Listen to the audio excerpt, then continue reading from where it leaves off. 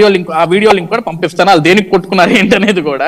Okay sir ఇక్కడ 1,000,000 సంతకాల దగ్గర కోసం పోయి వీళ్ళు కొట్టుకొని ఒక అమాయకుడు తల పగిలింది పాపం నిన్న. అమాయకుడు అంటే వాళ్ళ పార్టీ వాళ్ళ పార్టీలో కొట్టారా? కార్యకర్తలు, వాళ్ళ పార్టీలో కార్యకర్తలే ఒక అతని తల పగిలిందంట, పాప హాస్పిటల్ తీసుకెళ్లారు.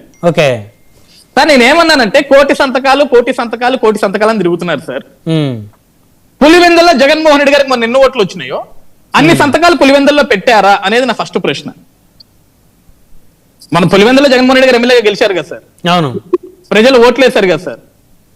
ఎన్ని ఓట్లు ఉన్నాయో అన్ని ఓట్ల సంతకాలు అక్కడ పడ్డాయా సార్? మాది నందిగామ నియోజకవర్గం సార్. మా దగ్గర ఎక్స్ ఎమ్మెల్యే మొండితో జగన్మోహన్ రావు గారు సార్. సార్ తిప్పి కొడితే 5,000 సంతకాలు పెట్టలేదు సార్. ఇక్కడ 5,000 సంతకాలు పెట్టలేదు. ఇక్కడ నేను ఇక్కడ ప్రూఫ్ ఇక్కడ ఈ నియోజకవర్గంలో సార్. మా దగ్గర గాంధీ సెంటర్ లో టెంట్లు వేస్తే ఎవరు రాలా. అవునా? ఈవెన్ టెంట్లు వేసిన దగ్గరికి సార్, సరే మీ నియోజకవర్గంలో 5,000 పెట్టారేమో, పక్క నియోజకవర్గంలో 60,000, 70,000, 80,000 పెట్టి ఉండొచ్చుగా.